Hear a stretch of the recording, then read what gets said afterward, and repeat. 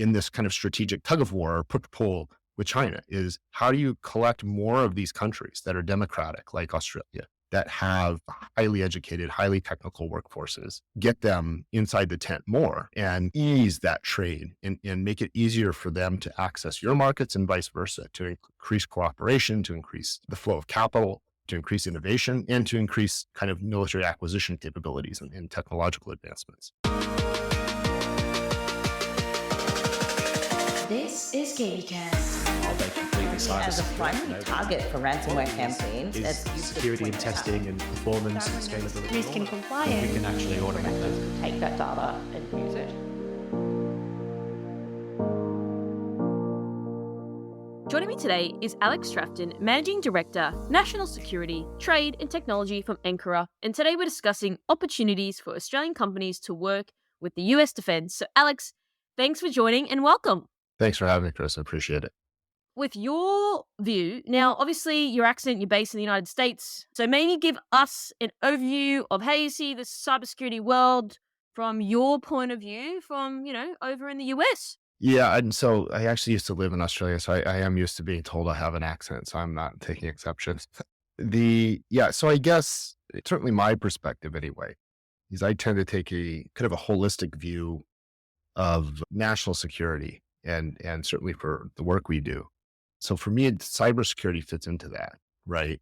So we deal, a great deal with basically government regulation around cybersecurity, data privacy, export controls, foreign investment. So the way I see cybersecurity is really through the lens of government regulation and how that's shaping, market forces and how that's shaping cybersecurity for both government contractors and industry. And there's certainly plenty of things to talk about, but I think one thing, that is clear, and I think specifically with reference to the U.S. interaction with Australia, that there is a very clear divide in the world between what I call Team USA and Team China. And cybersecurity is a piece of that. That conflict plays itself out in the cyber world. From our perspective, with what we work on, the US government is waging that war with a number of tools. Some of those are trade controls around high performing computing, AI, quantum computing, dual use technologies, US munitions list, ITAR, military technologies, and foreign investment. So there's a regime of restricting foreign investment in the US from strategic rival nations, which is similar to FIRB in the Australian context. There's now in the US, it's called Committee on Foreign Investment in the US, CFIUS, and there's also a reverse CFIUS, which is now proposing to restrict US investment in foreign countries. So, this all kind of works itself out, in heightened animosity and tension, increased cyber threat activity from strategic rival nations, like the Ukraine war has. And I think, specifically in the Australian context, it kind of plays itself out with how the US engages in foreign policy and partnerships, how it chooses to share technology, how it chooses to address cyber threats and build cyber defenses. I would say that there is certainly now an enhanced enforcement and regulation push in the US. The government has issued legislation. The president has issued executive orders. Federal agencies have gone into rulemaking to further regulate cybersecurity. So there is a lot more both preventive and reactive measures that affect, companies in many ways. Part of the national cybersecurity strategy really was to address cybersecurity at the national level through things like federal government acquisition. So we see a lot of rules around acquisition, cybersecurity performance in those contracts. We see enhanced enforcement.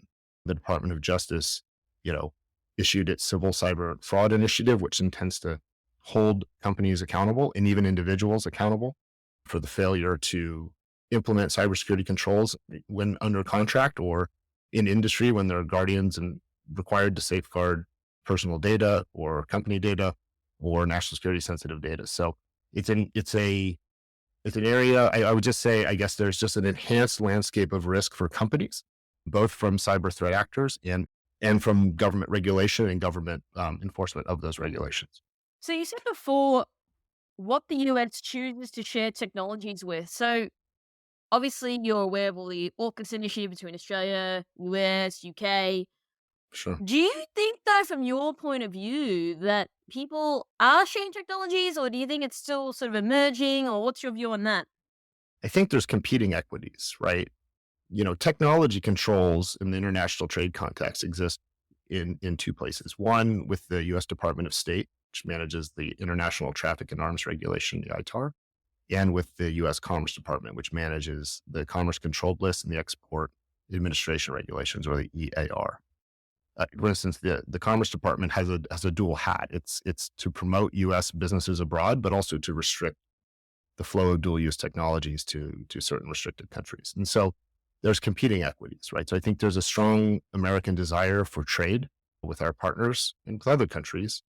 But I think at the same time, when those countries come into conflict with U.S. national security strategy or national interests, that these agencies will restrict that trade in an effort to make these countries more amenable to, American foreign policy strategy, or to restrict access to critical U.S. technologies, which provides qualitative military edge, or other kind of technical advances and advantages over near peer adversaries. So it's definitely been a case of both.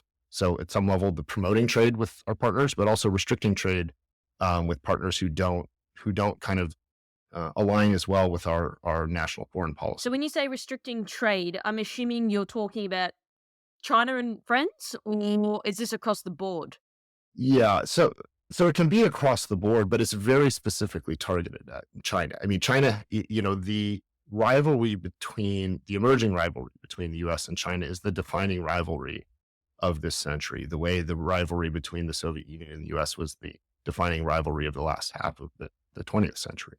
So yes, I mean, I think that's definitely the objective, is to maintain both our military edge, but also our industrial edge over China, and to restrict that trade, right? Restrict access to high performance computing technologies, to semiconductors, to artificial intelligence, to stealth technology, to silent sub technology, things like that. And the response from China is, to close that gap, to engage in intellectual property theft against U.S. companies, against U.S. defense industrial base companies, the Department of Defense itself, and also our bilateral allies who will share defense projects with us, the UK, Australia, Israel, things like that. So yeah, it's a multifaceted kind of piece of Okay, I want to strategy. come back to that, but before, because obviously there's a lot going on here, but I want to maybe now let's flip it to opportunities for Australian companies to work with the US. Obviously, I'm based here in Australia. You can tell by my accent, but a lot of people that I speak to are like, hey, Sure. like I want to go work with the US, and how do I do that? You guys have a lot more money and Right. people, and a lot more stuff going on. So it's more appealing to Australian companies. But, I want to hear your thoughts on that before I go a bit deeper. Sure. So I think that certainly the United States has the most robust defense industrial base, which is that sector of companies which supply the Department of Defense with products and services. And I think that the U.S. would love to expand that into foreign countries to the degree that it aligns with their security objectives and their national security objectives, right? And it doesn't compromise the data and those acquisition programs that it engages contractors to provide. So as far as they're concerned, yes, they would love very much to include countries, specifically close allies, and the AUKUS agreement does, specifically address the kind of intermeshing and the expansion of the defense industrial base to include Australia and, of course, the UK. Just the other day we had the opportunity to speak with some members of the Department of Defense, both in the DoD and contractors who, are engaged in bilateral negotiations and multilateral negotiations with the UK, with Israel, with Sweden, with Australia, to harmonize specifically the cybersecurity requirements that are required of U.S. defense contractors to participate in that defense industrial base. And, certainly there are requirements, like the DSPF or similar in Australia, the Essential Eight, that too is true in the United States. We have very robust contracting requirements, certainly around cybersecurity and securing critical defense data that's not classified. Certainly we have classified requirements, but the unclassified data as well. And so, those requirements may be foreign and alien to Australian companies. And so that's where I think, getting some perspective on how Department of Defense acquisitions work, and specifically the cybersecurity programs and program requirements work, is important for those contractors to understand. Okay, operative word that you used was harmonized security requirements. So, do you believe that that's hard to do? I asked this question because I've seen a lot of these little initiatives popping up and people have the right intention, but again, it's hard. People are in different time zone, different parts of the world, different cultures, etc. So, how do we actually harmonize this for this to work effectively so everyone is operating, in harmony? Yeah, I think it's problematic in some ways, right? I mean, the cybersecurity requirements, to kind of conduct business as a contractor or even a subcontractor with the Department of Defense are fairly stringent. There's a requirement to implement the NIST Special Publication 800-171, which relates to the protection of confidentiality of controlled and classified information. There's obviously classified data security requirements. There are, as we mentioned, export control requirements, the ITAR, that can make trade difficult. Harmonize those and say what in these countries are they doing that can be considered equivalent? Because the U.S. is certainly not interested in lowering the standard of protecting this data in order to ensure a foreign contractor gets access to the market. I think that one of the most impactful rules that's being made now was with the Department of Defense. It's now with the Office of Management and Budget, OMB, to be a final rule and regulation and contract clause, is the Cybersecurity Maturity Model Certification. So previously, the United States, the DoD had allowed companies to self-attest to the implementation of NIST Special Publication 800-171. And multiple audits and Inspector General reports revealed that critical data continued to leave the defense industrial base and wind up in China, with near copies of Gen 5 fighter aircraft turning up in China. And that this self-attestation regime that they had implemented was not sufficient. They had tried several other methods, spot audits by the Department of Defense, and they weren't working. So this Cybersecurity Maturity Model Certification, the CMMC, is going to bring in a third-party audit regime, which would be conducted by private sector companies that are certified by something called the Cyber AB, which is a private sector nonprofit that essentially acts as a fiduciary of the Department of Defense in these audits. So I think that the negotiations with foreign countries are going to need to address those specific equities, that the Department of Defense feels that self-attestation is not sufficient, and that they want independent audits of that cybersecurity program that are a condition of participating in these acquisition contracts. So that may mean an equivalent program in those countries. It may mean that those countries need to stand up their own independent auditing firms, which can audit the CMMC and this Special Publication 800-171.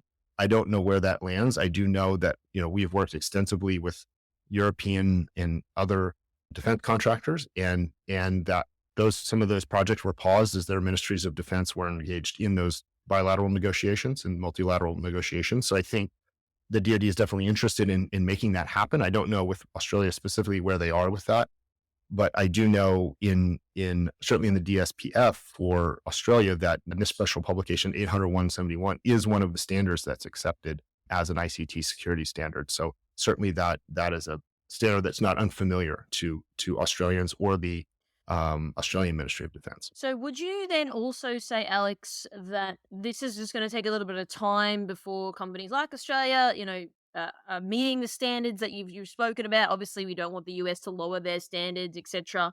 But when do you believe we'll get to this stage, in your words, when we Right. start to see that harmony, or was this going to take a lot longer than people are sort of thinking? Because again, like these things are not, we just turn them on like lights. Like, it does take a little bit of time. But I'm just curious because again, geopolitical tensions are rising every day as we're seeing. So I'm really keen to get sort of a barometer from you.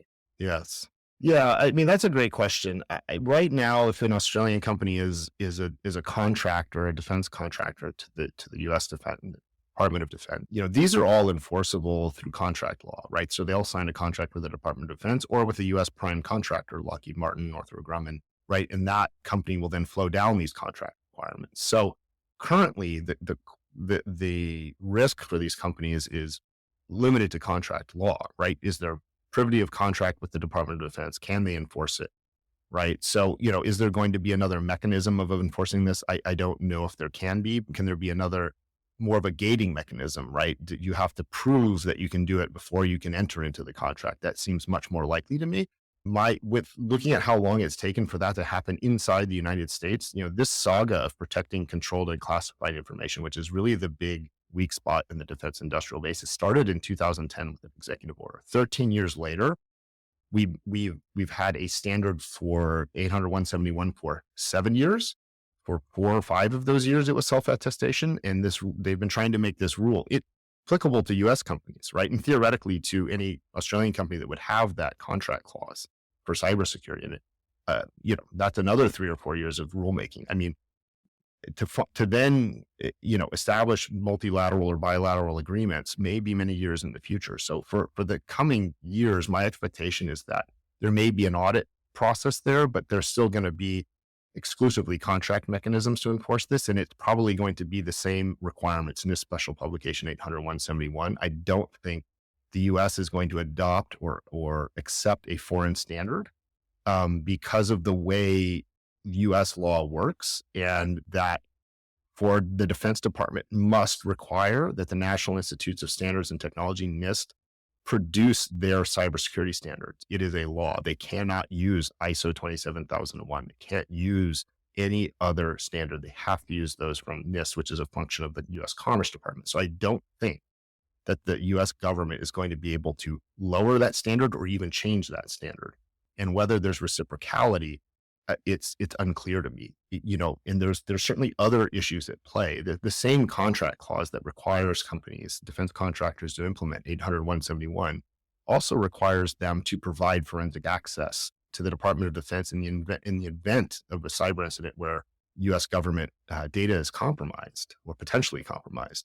And foreign defense contractors are signing that now, but they really should be hesitating in doing, because these systems may be commingled with sovereign defense programs in the UK and Israel and Sweden and Germany and in Australia. And does the Australian government really intend to permit the US Department of Defense forensic access to potentially very sensitive Australian or whatever country it is, defense programs? And so there's other considerations just beyond the standards. So the reciprocality would include, well, can the Australian government conduct forensic? Can the Australian government ensure media preservation and malware sampling if malware samples are sent to the US and the FBI and the NSA? So there's a lot to negotiate there. And I think that takes time. The government wheel, especially in the US, in Australia too, but certainly in the US, turns very, very, very slow. So the timeline was 2010, now we're at 2023. That's 13 years. So it's probably going to be like a 20-year endeavor. I mean, obviously, like, we don't know, but Yeah. Yes. And it's been a very painful saga, right? And one of the, initiatives that the government is, at one time saying, we're going to use procurement law to require contractors to do cybersecurity. How can we force people to do cybersecurity is the question, right? At the same time, they've also engaged in the Civil Cyber Fraud Initiative, which in the US, there's a statute which is called the False Claims Act, that if you lie to the government to get them to buy your services, that's a false claim. And it's a very, very expensive fine, that relates to the cost of the products, the number of violations. They have now begun, False Claims Act, and it's a whistleblower driven initiative, right? Because whistleblowers take home some percentage of the finding and the settlement. So the US government, the Department of Justice, has been using this tool in the last 3, 4, 5 years to hold defense contractors, but other contractors, accountable for failure to implement cybersecurity, right? So there's currently risk there, right? I don't know how that would work with a foreign contractor, where the, in the contract, the deciding law is going to be carried out. Is that in the US? Is that in Australia, right? The other thing is the US, I mean, this is very interesting. I mean, maybe tangentially related, but the US government has now started, they've realized that holding entities, companies accountable is only part of the equation. It's also, they're also coming after individuals. I think case in point is the chief security officer at Uber. And I don't know if you track this case, but he's actually ended up in jail for lying about ransomware payments and whether those were bug bounties or whatever. And that's a major development as well in this process. And giving the threat actors, the attackers, actually reduce prosecution or reduce sentencing to testify, against the CSO was an interesting development, kind of tangentially related. But I think those are current enforcement mechanisms. So if we don't see an immediate resolution to bilateral agreements, we don't see an immediate resolution to an auditing standards, things like that. Australian contractors who sign these, defense federal acquisition regulation supplement clauses in their defense contracts, are still subject to these risks, right? These false claims risks, and many others. Okay, I want to get back just a second. You said the False Claims Act. So again, people lying to the government about capability or whatever. So give me an example of what that would look like. So are you saying if someone claims, oh, we use machine learning and they don't, is that considered then lying to the government? Well, I mean, I can certainly talk about the cases that have been Sure. made public, right? And there was a large case. It was the Marcus versus Aerojet Rocketdyne, and Marcus was a member of the cybersecurity team at Aerojet Rocketdyne. Aerojet Rocketdyne made large rocket engines for the U.S. government when in missiles and space aircraft and things like that. They had been telling the U.S. government that they met at the time, what were the cybersecurity standards in their defense contract. So Aerojet acquired Rocketdyne in a merger. Rocketdyne had some serious issues with cybersecurity, and this relator blew the whistle because they weren't listening to him basically about how he thought they should with respect to remediating these issues. The case settled in summary judgment, and I think they paid $9 million to the relator. The Department of Justice didn't join the case, but what they said was very interesting in a statement of interest they sent to the court. And in that statement of interest, they said that, what was the false claim, and it has to be made knowingly. And so how did they assume, or how do they think the company knew? And the company had incident response documentation from cyber incidents. They had pen testing reports showing that controls weren't implemented. They had internal and external audit reports. And so what they told the court was that these are material. And the question is inducement. Was the government induced under false pretenses to purchase these products? And could they prove harm? And they could prove harm because these were taken, very sensitive information was exfiltrated, most likely. And the government could prove that they were harmed and that the company did so knowingly. And the threshold was so low, right? Thinking about that, a pen test report, it identifies a control that wasn't implemented or was only partially implemented. And then you went to the government and said, oh, we're in compliance.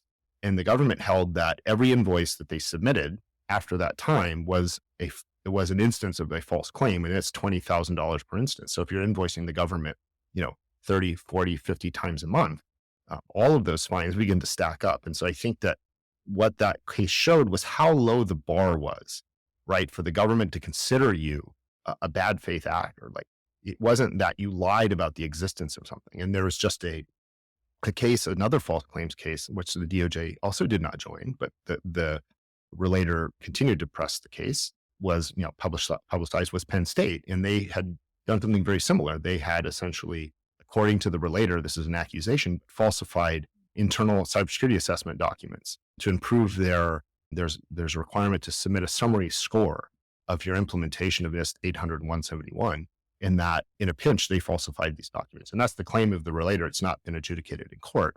But that's also, you kind of fake an assessment, that's a false claim. So the bar is really, really, really low to get in trouble. There was yet another case that was related to PHI, that a government contractor had two files of U.S. service members on a server that was unsecured. And they ended up paying $900,000 for that.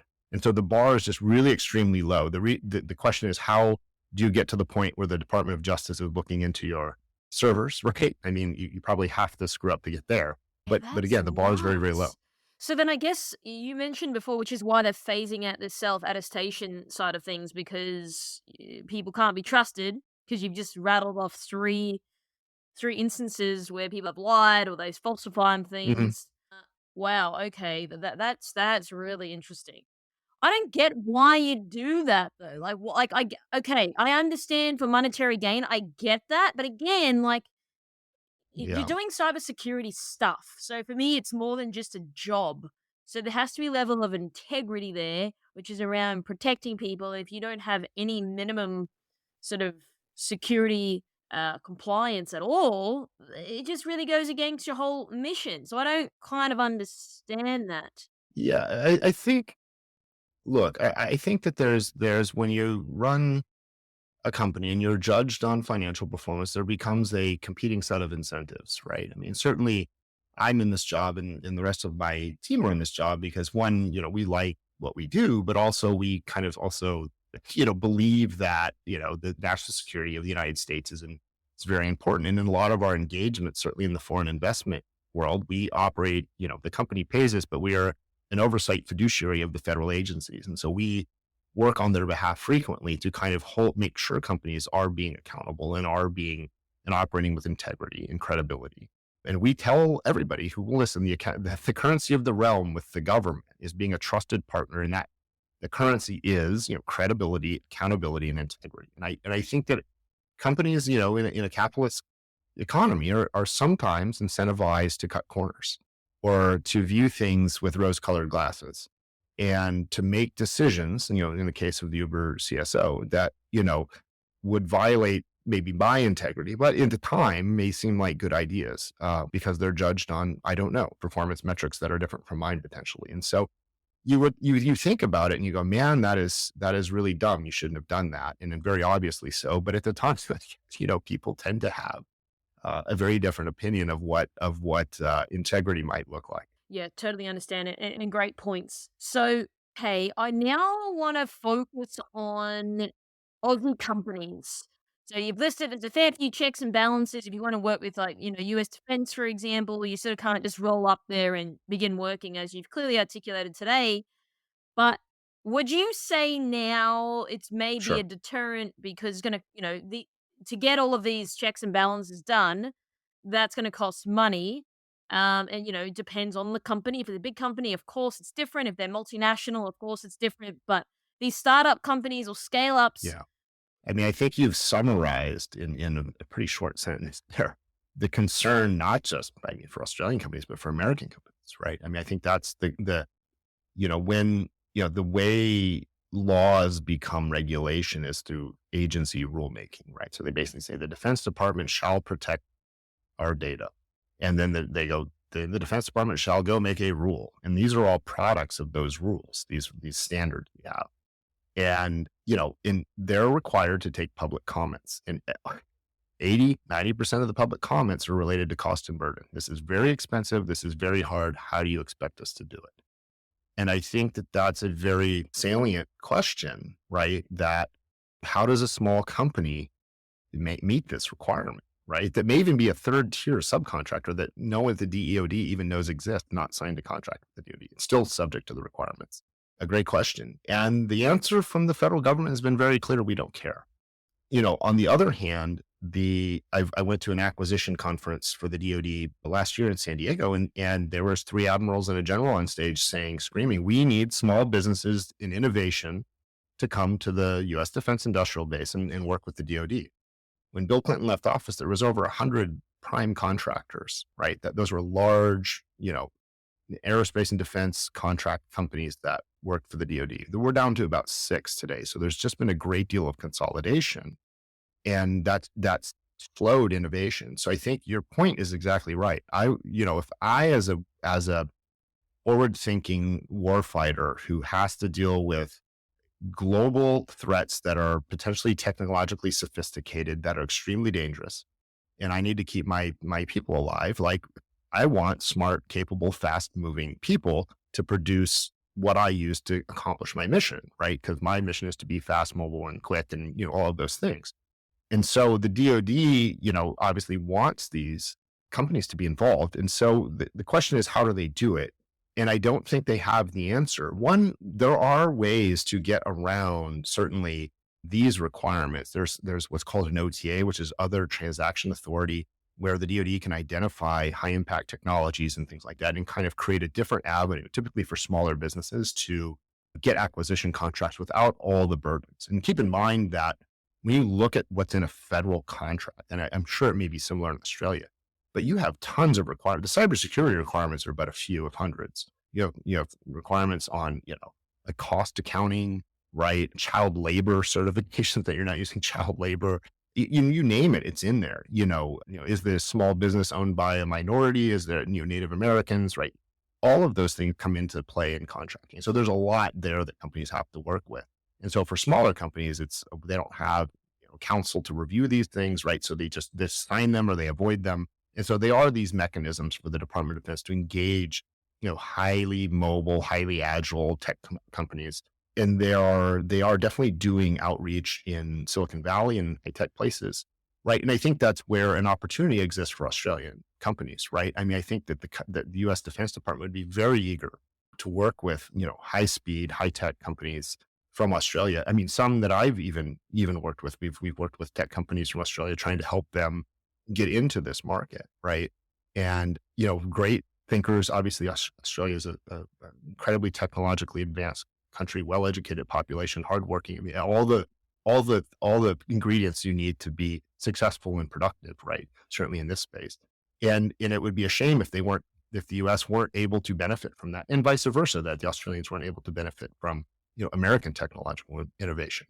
And so I think that's the problem that the U.S. government needs to solve in this kind of strategic tug of war or push-pull with China, is how do you collect more of these countries that are democratic, like Australia, that have highly educated, highly technical workforces, get them inside the tent more, right? And ease that trade and make it easier for them to access your markets and vice versa, to increase cooperation, to increase the flow of capital, to increase innovation, and to increase kind of military acquisition capabilities and technological advancements. Okay, so there's a couple of things in there I want to explore a little bit more, and just going back to your comment around the innovation, it was exactly going to be my next question.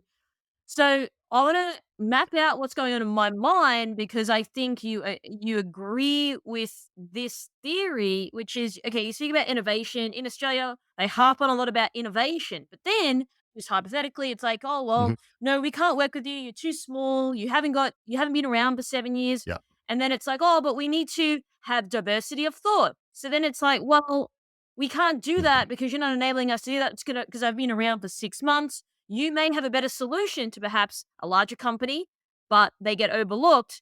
And then it's like, well, the big companies just keep getting fed, and then the poor little companies Mhm. are just going, and this is what I've seen in the last 3 years, especially here in Australia, they're not getting the VCs that care about security companies here in Australia. The money isn't flowing here from a private equity point of view.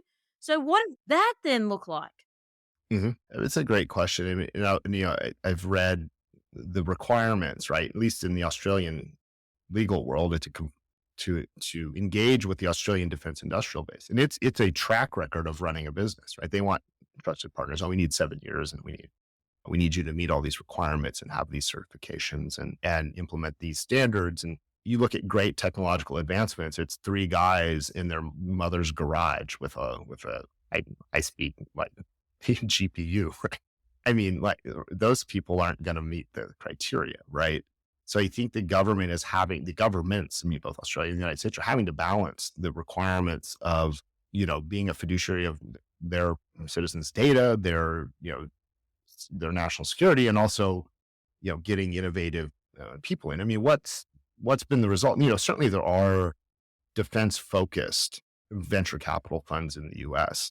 It's a market we've tried to engage with and say, how do you can give them money, but how do you help them get access to the market if they don't already have it, right? Because that's part of the piece in the acute problem that you've described and well articulated, that they don't have access to that market, right? And I think the U.S. has solved some of that with those OTAs and other transaction authorities and ways of acquiring those systems, right?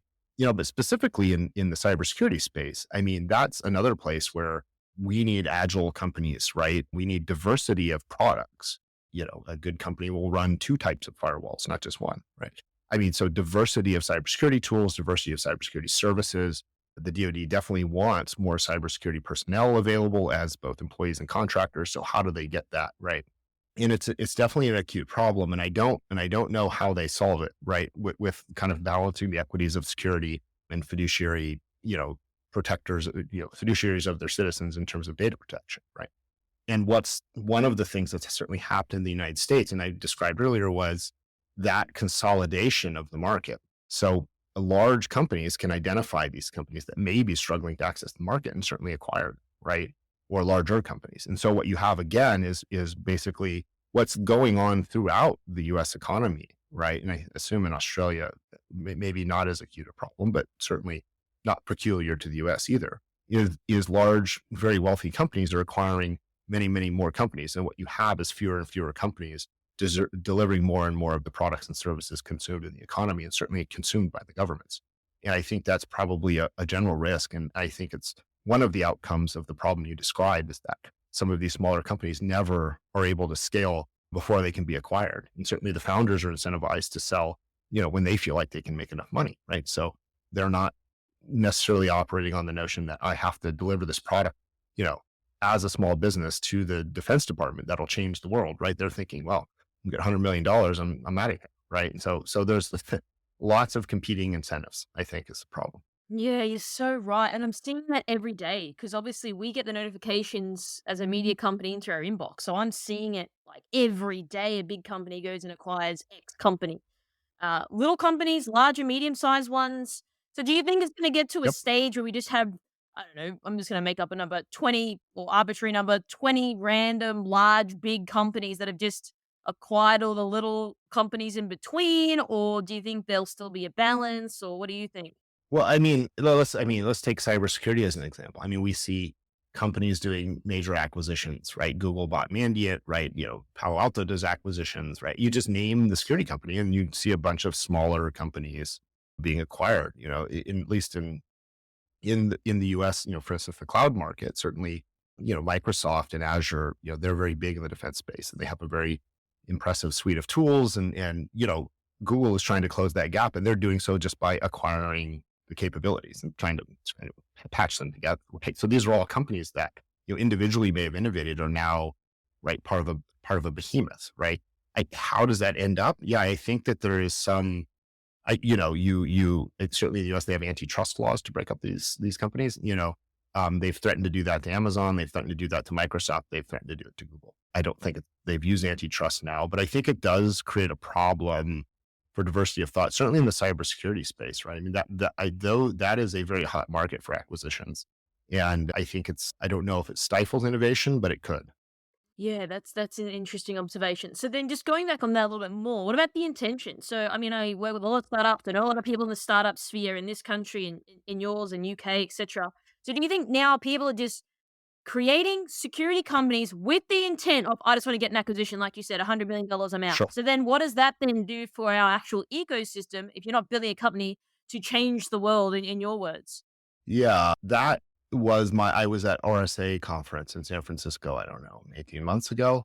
I go for meetings and I walk the floor to collect free shirts for the year, right? To re-up the wardrobe. And so I'm walking around and I'm seeing all of these companies and they're all like MDR companies or whatever, MDX now. And it's, dynamic software scanning and static code analysis companies. It's all just different flavors. And they're all there with venture capital money, right? And most of these companies don't make it, right? They don't even get an exit. They just kind of go away because, venture capital companies are incentivized, right, to distribute risk. So they invest in 10 companies. Let's say they invest in cybersecurity sector. They invest in 10 MDR solutions or MDX or whatever they're calling it now.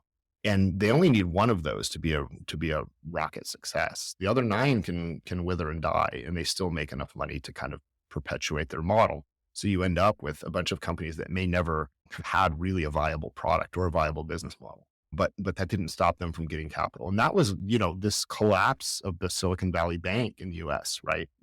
And I don't know if you guys track this there. This was a very serious issue. It's been a long time in the US since a bank became insolvent and the federal government had to step in. And it was concerned that would be a broader run on the banks. I mean, that was driven a lot by this culture of incessant compulsive serial investing in tech companies and specifically security companies that really didn't ever deliver a lot of value. And so, among other things, right? But that venture capital element that this bank served VC funds, that was one of their main businesses.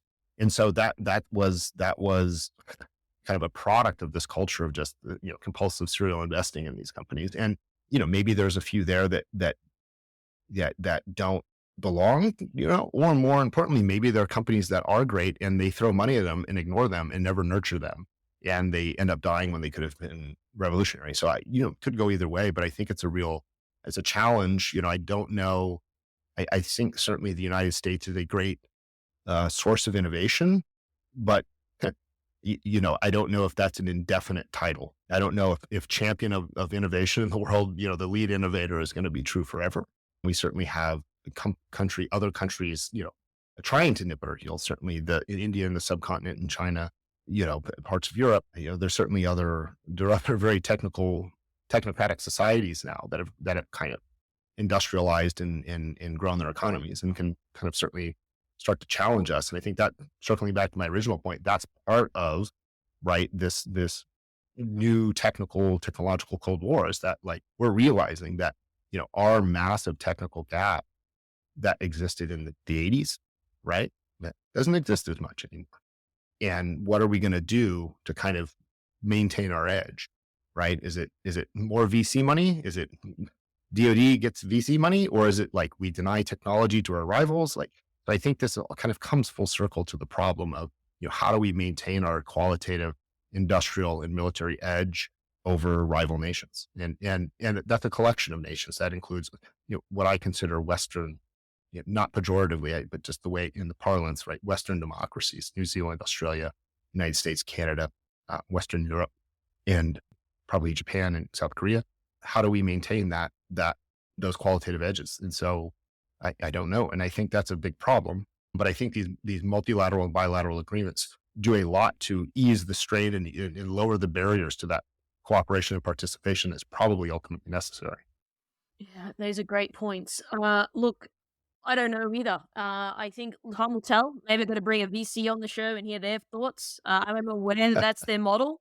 They're going to buy 10 horses, back all of them, but only one's going to win. So, look, I don't know. It's interesting. I think time will tell. But I want to get your thoughts on this. Just my observation as an Aussie. I was in the United States for a month last year. So in December, it was great. People are very lovely there, very nice. One of the things that was apparent is everyone in Australia here, like at least the US in day-to-day conversations, comes up multiple times a day. Not the other way round. When you're in the US, Australia never comes up. Now, I understand that wholeheartedly because you got everything there. So it's like, as Aussie companies coming into the US, I get that. But then, how do we get like reciprocity with, the US thing coming into Australia? Because again, I rarely saw an Australian. I think I saw one family at Disneyland and I was there for a month. People couldn't guess my accent a lot of the time. Or it's just not a thing. So how does that then look coming from the other side of the coin of US companies coming here and, deploying capability into Australia? And that does happen, but again, it's just probably not the first thought for a lot of these US based companies. I agree. It's a good question, and one, right. I mean, this just kind of probably is an indicator of the solipsism of America. And I lived in Australia, right? So I appreciate what an amazing country it is, and beautiful, landscape, environment, people, economy. But yeah, I haven't given that so much thought. But I think that's part of the point of some of these agreements and these, certainly cybersecurity cooperation agreements and military cooperation agreements, right, is to kind of build that trust and open those markets. I think with respect to American companies, it's lowering, right, the barriers to entry. Tax incentives are things that, companies would look for. And you certainly have your own regime of foreign investment review, right?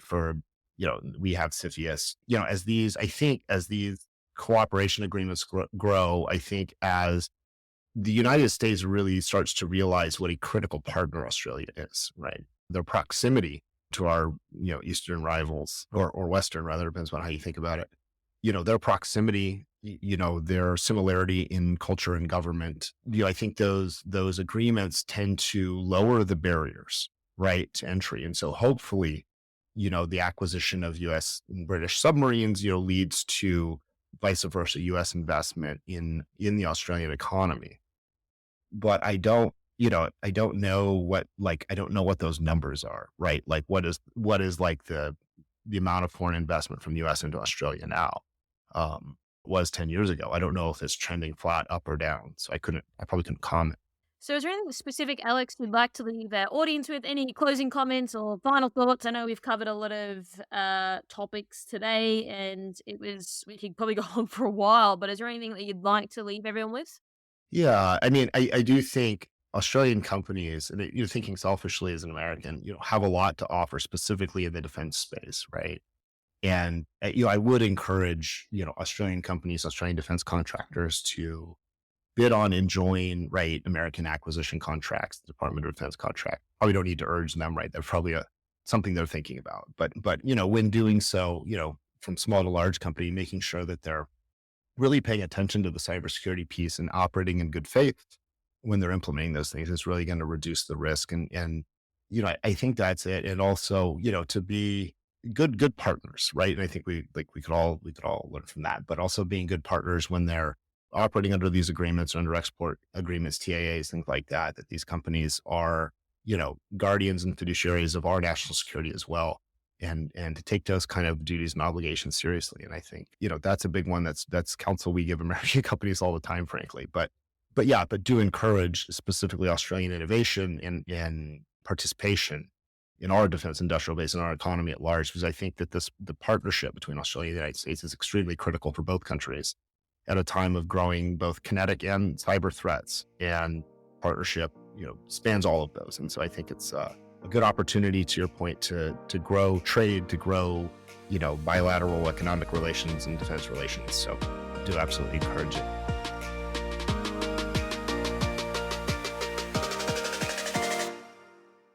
This is KBcast, the voice of cyber. Thanks for tuning in. For more industry-leading news and thought-provoking articles, visit kbi.media to get access today. This episode is brought to you by Mercsec, your smarter route to security talent. Mercsec's executive search has helped enterprise organizations find the right people from around the world since 2012. Their on-demand talent acquisition team helps startups and mid-sized businesses scale faster and more efficiently. Find out more at mercsec.com today.